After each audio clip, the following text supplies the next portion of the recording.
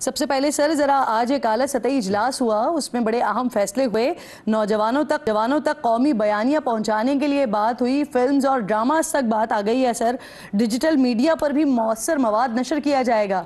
کیسے دیکھ رہے ہیں آپ ان فیصلوں کو؟ یہ کس نے میٹنگ کی جی؟ سر آج ایک اعلیٰ سطحی اجلاس ہوا ہے، اس میں ہوئی یہ فیصلے، وزیر اعظم صاحب کی زیر صدارت، عسکری قیادت بھی موجود تھی اس میں، صوبائی نمائندگان بھی موجود تھے اس میں عباسی صاحب۔ سر ملک کے مسائل اس حکومت کا نیریٹو بنانے کے نہیں ہیں، ملک کے مسائل اس سے بہت زیادہ پیچیدہ ہیں۔ آج آپ کو فکر کرنی چاہیے بلوچستان کی، آپ کو فکر کرنی چاہیے خیبر پختونخوا کی، آپ کو فکر کرنی چاہیے ملک میں سیاسی انتشار کی، ان 2.70 کروڑ بچوں کی جو اسکول سے باہر ہیں، معیشت کی، ان نوجوانوں کی جن کو آج روزگار نہیں مل رہا، جن کو کاروبار کے مواقع نہیں ہیں۔ یہ فلمیں بنانے اور ڈرامے کرنے سے کچھ نہیں ہوگا، یہ ڈرامے لوگوں نے بہت دیکھ لیے ہیں، لوگ آپ اپنے مسائل کا حل چاہتے ہیں اور وہ اس حکومت کے پاس ہیں نہیں۔ سر ملک کو ہارڈ سٹیٹ بنانے کی بات کے بعد حکومت نے اس حوالے سے محسن نقوی صاحب کی سربراہی میں وفاق اور صوبوں پر مشتمل ایک کمیٹی بنائی ہے، جس کا حصہ جو ہے وہ حساس اداروں کے نمائندے اور کاؤنٹر ٹیررزم ڈپارٹمنٹ بھی ہے۔ آپ کیسے دیکھتے ہیں اس نئی ہارڈ سٹیٹ پالیسی کو اور کتنی کارگر ثابت ہوگی عباس صاحب یہ؟ دیکھیں دنیا تو اپنے آپ کو ایک سافٹ سٹیٹ بنانا چاہتے ہیں، جہاں پر ہیومن رائٹس ہوتے ہیں، جہاں پر لوگوں کی بات سنی جاتی ہے، جہاں انصاف کا نظام ہوتا ہے، جہاں رول آف لا ہوتا ہے، جہاں انویسٹمنٹ آتی ہے۔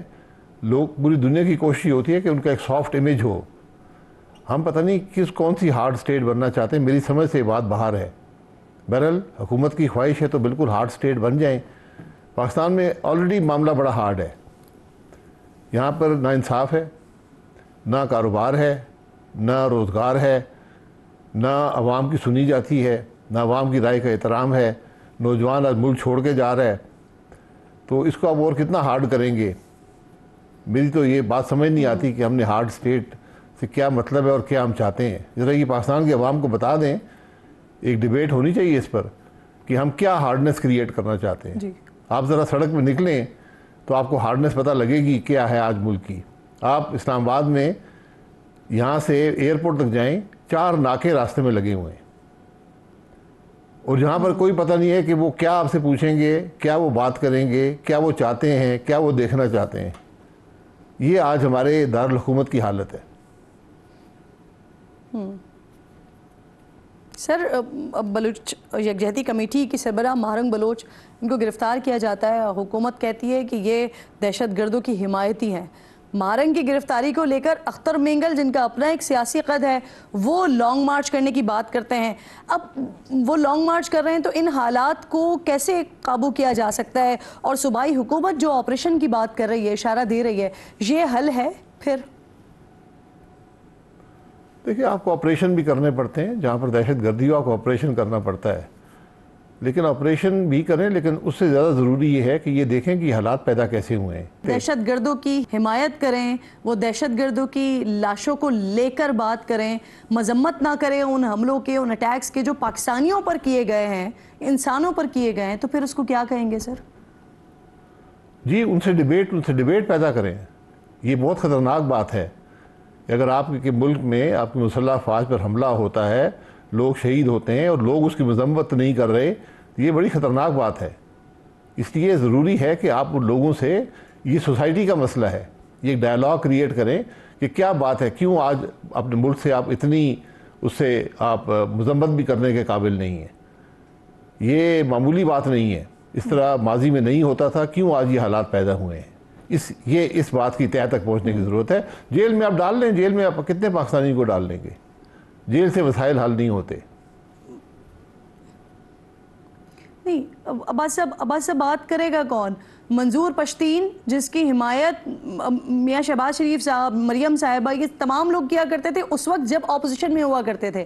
آج جب وہ حکومت میں ہیں تو آج موقف کچھ اور ہے، تو بات کون کرے سر؟ کوئی نہیں کرے گا نا، پھر وہ لوگ ہتھیار اٹھاتے ہیں اور پہاڑوں پہ چڑھ جاتے ہیں۔ پھر وہ آپ پہ حملہ آور ہوتے ہیں. اگر آپ جس ملک میں بات چیت ختم ہو جائے, جہاں سیاسی ڈائلاگ نہ ہو, جہاں سیاست ختم ہو جائے, جہاں الیکشن چوری ہوں, وہاں پر پھر انتشار پیدا ہوتا ہے, اور وہ انتشار جو ہے وہ آج آپ کے سامنے ہے. اس لیے اس بات کو آج حل کرنے کی ضرورت ہے. یہ معمولی باتیں نہیں ہیں, یہ غیر معمولی حالات ہیں ملک کے. اس لیے آپ کو تھوڑا دل وسیع کرنا پڑے گا, اور اس ملک میں بات کی اجازت دینی پڑے گی. یہ انٹرنیٹ بند کر کے, میڈیا کو دبا کر, جو حالات لوگوں کی آواز بند کر کے, وہ آپ بہت بہتر طریقے سے جانتے ہیں. آپ اس پر بات کر رہے ہیں اور بہت سے لوگ اس پر بات کر رہے ہیں, لیکن ملک کے 3 بار کے وزیر اعظم رہنے والے میاں نواز شریف صاحب, انہوں نے اپنے آپ کو اس سارے معاملے میں بالکل سائٹ پر رکھا ہوا ہے. بڑے اجلاس ہو رہے ہیں, اس میں بھی وہ نہیں آتے. ملک کی حالات سے نمٹنے کے لیے وہ کسی بھی طور پر ایکٹیو دکھائی نہیں دے رہے ہیں. کیوں, کیا وجہ ہے اس کی؟ کیونکہ وہ ملک کے حقائق سے واقف ہیں. شہباز شریف صاحب وزیر اعظم نہیں ہیں؟ میں کہہ رہا ہوں کہ میاں نواز شریف صاحب اس ملک کی حقیقت جانتے ہیں. وزیر اعظم ان کے بھائی ہیں. اور شہباز شریف صاحب نہیں جانتے؟ وزیر اعلیٰ ان کی بیٹی ہیں, جماعت ان کی اقتدار میں ہے. لیکن وہ اگر آج خاموش بیٹھے ہیں تو میری نظر میں درست خاموش بیٹھے ہیں, کیونکہ جس جماعت کے وہ سربراہ ہیں وہی اقتدار میں ہے, اور جو کچھ ملک میں ہو رہا ہے شاید اس سے ان کا اتفاق نہیں ہے. کیونکہ حقائق وہ بھی جانتے ہیں, جو سودے پر رہا ہے وہ جانتا ہے کہ ملک کے کیا حقائق ہیں. یہ مسائل کا حل بھی جانتے ہیں, مسائل کو بھی جانتے ہیں, لیکن آج بدقسمتی سے ہم بجائے حل کرنے کے ہم معاملے کو الجھا رہے ہیں. بلاول بھٹو صاحب ثالثی کی پیشکش کر رہے ہیں حکومت اور اپوزیشن کے درمیان. پاکستان تحریک انصاف کے لیے ان کی یہ پیشکش ہے. کیا کہتے ہیں آپ اس کو؟ کیا بلاول اس پوزیشن میں ہے کہ اگر کوئی ڈیمانڈ کرتی ہے پی ٹی آئی تو ان کو کچھ دے سکیں؟